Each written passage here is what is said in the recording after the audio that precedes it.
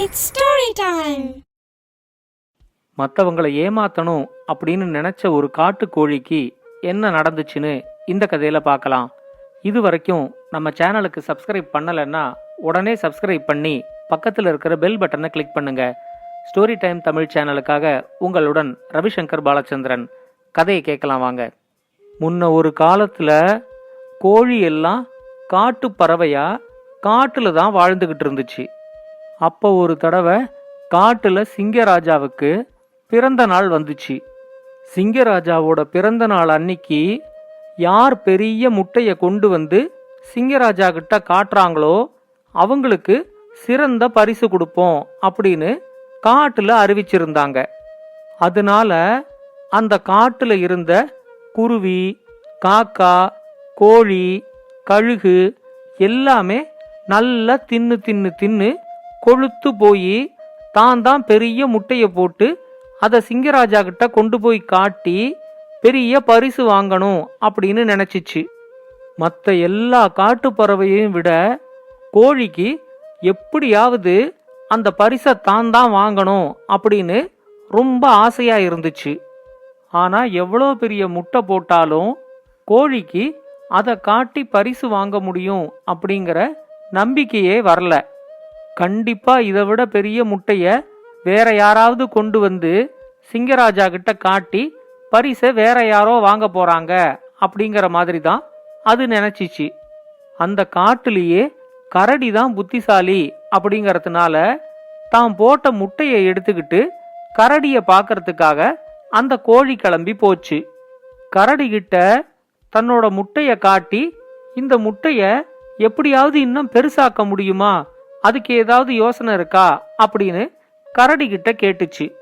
கரடி அந்த கோழி கிட்ட, நீ போட்ட முட்டைய தான் சிங்கராஜா கிட்ட கொண்டு போய் காட்டணும்.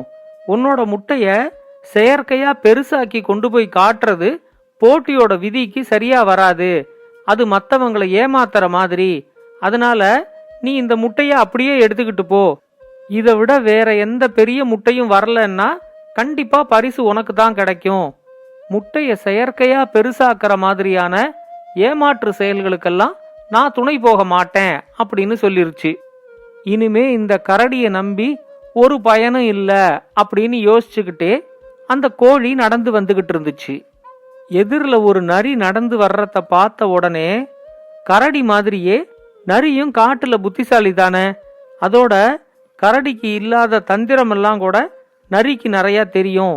அதனால நரிகிட்ட கேட்டு பார்ப்போம் அப்படின்னு முடிவு பண்ணி கோழி அந்த நரிகிட்ட தன்னோட பெரிய முட்டைய காமிச்சு, இந்த முட்டைய இதை விட பெருசாக்க முடியுமா, இதை எப்படியாவது பெருசாக்கி சிங்கராஜா அறிவிச்சிருக்கிற பரிசு எனக்கே கிடைக்கிற மாதிரி உன்னால செய்ய முடியுமா அப்படின்னு கேட்டுச்சு. நரி உடனே கோழி கிட்ட சொல்லிச்சு, முட்டையெல்லாம் செயற்கையா பெருசாக்க முடியாது. ஆனா முட்டை மாதிரி ஏதாவது உன்னை காட்டி சிங்கராஜாவை ஏமாத்திர முடியும். எப்படியும் பரிசு வாங்கினதுக்கு அப்புறமா அந்த முட்டைய நீ திரும்பி எடுத்துக்கிட்டு தான் வரப்போற. அதுக்கப்புறம் யாராவது அந்த முட்டை பொறிஞ்சிச்சா அப்படின்னு கேட்டா, இல்ல வர்ற வழியில அந்த முட்டை கை தவறி கீழே விழுந்து உடஞ்சு போச்சு அப்படின்னு ஒரு பொய்ய மட்டும் நீ சொல்லிக்கோ. முட்டை மாதிரி ஏதாவது உன்னை கொண்டு வந்து இந்த பரிசு உனக்கே கிடைக்கிற மாதிரி நான் ஏற்பாடு பண்றேன் அப்படின்னு சொல்லிச்சு.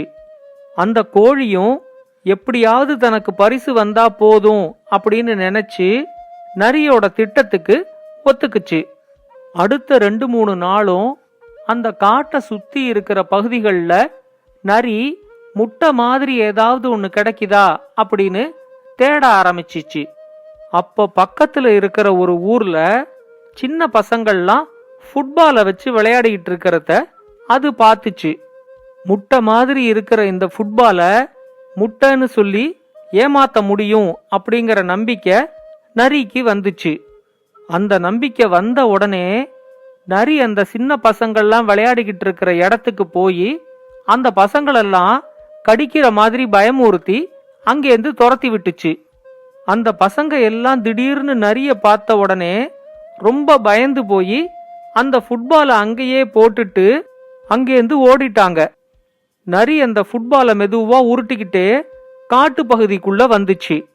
வரும்போதே இந்த ஃபுட்பாலை செஞ்சவன் முழு வெள்ளையா செஞ்சிருந்தா எனக்கு வேலை எவ்வளோ சுலபமா முடிஞ்சிருக்கும். யாரோட ஐடியால இத போய் இப்படி வெள்ளையும் கருப்புமா செஞ்சு வச்சிருக்கான் அப்படின்னு அந்த ஃபுட்பாலை செஞ்சவனை போய் திட்டிக்கிட்டே வந்துச்சு. காட்டுல ஒரு இடத்துல அந்த ஃபுட்பாலை ஒளிச்சு வச்சுட்டு இதை இனிமே எப்படி வெள்ளையாக்கலாம் அப்படின்னு அந்த நரி யோசிக்க ஆரம்பிச்சிச்சு. அப்பதான் காட்டை சுத்தி இருக்கிற இன்னொரு பகுதியில ஒரு வீட்டுக்கு வெள்ளையடிச்சுக்கிட்டு இருக்கிறது நரியோட ஞாபகத்துக்கு வந்துச்சு. அந்த ஃபுட்பாலை கொண்டு போய் சுண்ணாம்புல முக்கி முழு வெள்ளையாக்கிட்டா அதுக்கப்புறம் யாராலையும் அதை கண்டுபிடிக்க முடியாது அப்படின்னு நரி நினைச்சிச்சு.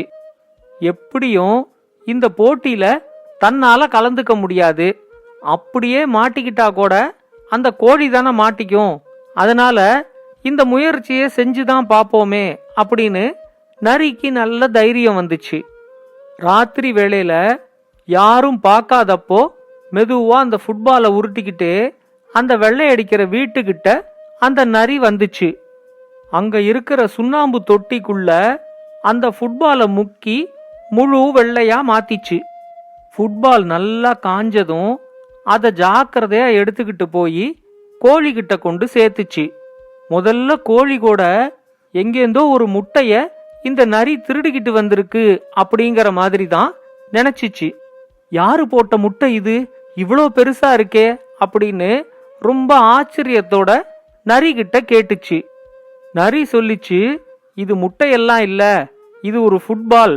நீ பரிசு வாங்கின உடனே எப்படியாவது கொஞ்சம் கூட தடயமே இல்லாம இந்த ஃபுட்பாலை அழிச்சிடணும், அதை மட்டும் நல்லா ஞாபகம் வச்சுக்கோ அப்படின்னு சொல்லி அந்த ஃபுட்பாலை கோழிகிட்ட கொடுத்துட்டு போச்சு. பிறந்த நாள் அன்னைக்கு கோழி கொண்டு வந்த முட்டைய பார்த்து மற்ற பறவை இனத்துக்கெல்லாம் ஒரே ஆச்சரியமா இருந்துச்சு. இது என்ன, இந்த முட்டை கோழியை விட பெருசா இருக்கே, இவ்வளோ பெரிய முட்டைய இந்த கோழி எப்படி போட்டிருக்கும் அப்படின்னு எல்லா பறவையும் ரொம்ப ஆச்சரியப்பட்டுச்சு. அந்த காட்டுல இருக்கிற மயில், குயில், கருடன், கழுகு இத மாதிரி காட்டு பறவைகள் எல்லாம் அந்த முட்டையை எப்படி கோழி போட்டுச்சுன்னு கேட்டப்போ கோழி அதுக்கு வாயை திறந்து எந்த பதிலும் சொல்லல. சிங்கராஜா கிட்டேந்து அன்னைக்கு பரிசு வாங்க போறோம் அப்படிங்கிற நம்பிக்கையோட கோழி நல்ல அலங்காரம்லாம் வேற பண்ணிக்கிட்டு அங்க வந்திருந்துச்சு. மத்த எல்லா முட்டையையும் விட கோழி வச்சிருந்த முட்டை தான் சிங்கராஜாவோட கவனத்தை கவர்ந்துச்சு. அங்க இருந்த கரடி கிட்ட சிங்கராஜா, என்ன நடுவரே, இந்த முட்டை தான் இருக்கிறதுலயே பெருசா இருக்கு, இதுக்கே பரிசு கொடுத்துடலாமா அப்படின்னு கேட்டாரு. கரடி தான் இதுக்கு நடுவரா இருக்குன்னு கோழி கொஞ்சம் கூட எதிர்பார்க்கல. கொஞ்சம் பொறுங்க சிங்கராஜா அப்படின்னு சொல்லிட்டு கரடி ஒரு குச்சியை எடுத்துக்கிட்டு வந்து அதால கோழி கொண்டு வந்த முட்டைய தட்டி தட்டி பார்த்துச்சு. ஒவ்வொரு வாட்டி தட்டும் போதும் அந்த ஃபுட்பால்ல ஒட்டிக்கிட்டு இருக்கிற சுண்ணாம்பு கொஞ்சம் கொஞ்சமா உதிர ஆரம்பிச்சிச்சு. கோழி உடனே ரொம்ப பயந்து போய் கரடி கிட்ட, நீங்க ரொம்ப தட்டி அதுக்கப்புறம் என்னோட முட்டைய பொரிய விடாம பண்ணிடாதீங்க, தட்டினது போதும் அப்படின்னு சொல்லிச்சு. கரடி சிங்கராஜா கிட்ட, இது முட்டையே இல்ல சிங்கராஜா, முட்டை மாதிரி ஏதோ ஒன்ன பண்ணி கொண்டு வந்து நம்மளை ஏமாத்த பாக்குது இந்த கோழி அப்படின்னு உண்மைய சொல்லிடுச்சு. சிங்கராஜா அந்த ஃபுட்பாலை வாங்கி சோதிச்சு பார்த்தப்போ அதுல இருந்த ஒரு சுண்ணாம்பு துகள் சிங்கத்தோட கண்ணுல வேற போய் விழுந்துருச்சு. கொஞ்ச நேரத்திலேயே சிங்கராஜா அது ஒரு ஃபுட்பால்ங்கிறத கண்டுபிடிச்சிருச்சு. உடனே அது காட்டுக்கோழி கிட்ட, சின்ன பசங்கள்லாம் விளையாடுற ஒரு பந்தை கொண்டு வந்து முட்டைன்னு சொல்லி என்னை ஏமாத்துறதுக்கு உனக்கு எவ்வளவு துணிச்சல், மனிதர்களோட பொருளை திருடி காட்டுக்குள்ள கொண்டு வந்து என்னையே ஏமாத்துற அளவுக்கு நீ நடந்துகிட்டதுனால இனிமே இந்த காட்டுல உனக்கு இடம் கிடையாது, நீ மனிதர்களோட பொருளை திருடினதுனால இனிமே நீ மனிதர்களோடையே போய் சேர்ந்து வாழ்ந்துக்கோ, அவங்க உன்னை வறுத்து பொரிச்சு சமைச்சு சாப்பிடட்டும், அதுதான் உனக்கான தண்டனை அப்படின்னு சொல்லிச்சு. அன்னைக்கு அந்த காட்டை விட்டு ஓடி வந்த கோழியால இன்னமும் காட்டுக்குள்ள போக முடியல. மனிதர்களோட இருந்து அவங்களுக்கு ஒரு விருப்ப உணவா வேற அந்த கோழி மாறிடுச்சு. நரியோட பேச்சை கேட்டு குறுக்கு வழியில பரிசு வாங்கணும் அப்படின்னு நினைச்ச கோழிக்கு அவமானம்தான் மிஞ்சிச்சு. இந்த கதையை பத்தின உங்களோட கருத்துக்களை பின்னூட்டத்துல கமெண்ட்ஸா பதிவு பண்ணுங்க. இது மாதிரி இன்னும் பல நல்ல கதைகளை கேட்க ஸ்டோரி டைம் தமிழ் சேனலோட தொடர்புல இருங்க. நன்றி, வணக்கம். இந்த கதை உங்களுக்கு பிடிச்சிருந்தா லைக் பண்ணுங்க, கமெண்ட் பண்ணுங்க, ஷேர் பண்ணுங்க. மறக்காம ஸ்டோரி டைம் தமிழ் சேனலை சப்ஸ்கிரைப் பண்ணுங்க. அப்படியே பக்கத்துல இருக்க அந்த பெல் ஐகானை கிளிக் பண்ணுங்க.